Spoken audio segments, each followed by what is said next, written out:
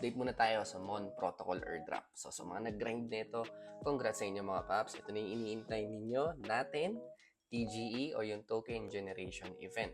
So ang claiming nito based sa taas ay 9:30 AM UTC, ang listing ay 10 AM UTC din. So ang oras nito sa Manila plus 8 hours yan mga paps. So 9:30 dito sa Pilipinas around 5:30 PM yun. Yung claiming and yung listing is 6 PM.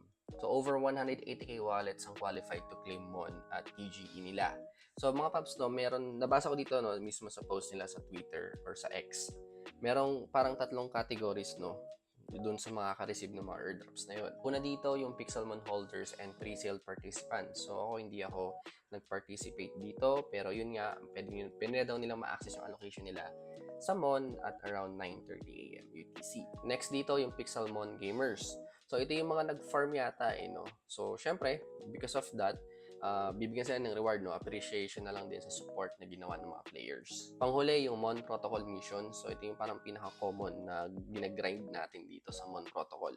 So ito yung mga nagko-complete ng missions or yung social tasks and then magkakaroon tayo ng points. Dito naman, marireceive natin yung rewards natin sa post-TGE na. This is according to the original tokenomics schedule. Right now mga paps, 3 oras na lang mahigit bago magsimula yung TGE nila. Pero itong Mon Protocol, meron pa rin mga missions na pwedeng i-complete. So kung mababa yung points nyo at gusto nyo pang umabol, pwede nyo pang gawin yan. Itong post nila to mga paps, bagong quest nila, no? Parang 500 points din to, sayang. So dito, ayan, pinakita lang naman nila na 3 hours na lang before the TGE. And then ito, yung mga centralized exchange details, yung mga magli-listing. Ito yung mga list ng exchanges mga paps. So, i-check nyo na yan. So, kung nag-grind kayo ng Mon Protocol, well, kailangan kahit man lang isa dito meron kayo.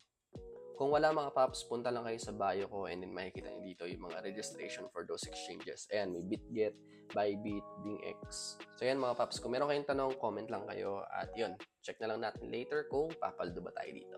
Thank you. Bye-bye.